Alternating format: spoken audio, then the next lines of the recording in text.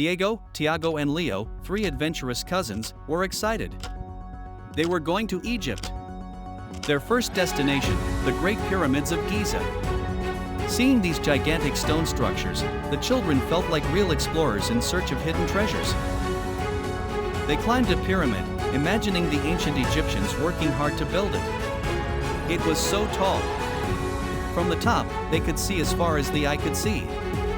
Thiago, the most curious, asked, how did they manage to build something so big without cranes? Then they posed for a photo with the Great Sphinx, that mysterious half-lion, half-human creature. Leo, the more artistic one, drew a sketch of the Sphinx in his notebook. I think it has a story to tell, Leo said, staring at the statue.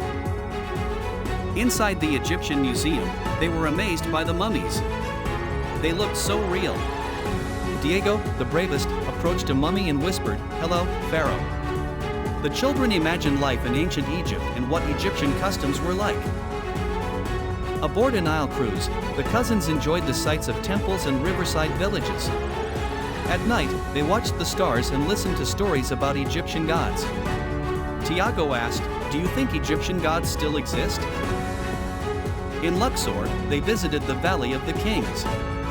There, they explored the tombs of the pharaohs, decorated with paintings and hieroglyphics.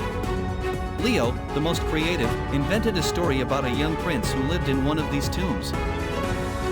The children learned how to make Egyptian bread, a very fun activity. They kneaded the dough and baked it in a clay oven. The bread was delicious. Diego said, "We should have an Egyptian party when we get home." At a local market, the cousins bought souvenirs. Thiago bought a small scarab, a symbol of good luck in ancient Egypt. Leo bought a papyrus with hieroglyphics and Diego, a mask of Tutankhamun. One night, while they were camping in the desert, they saw a shower of stars. The children each made a wish. Diego wished to return to Egypt soon, Thiago wished to learn to speak hieroglyphics, and Leo wished to become an archaeologist.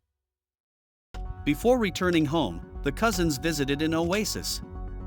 They bathed in a crystal-clear lake and drank fresh water from a well.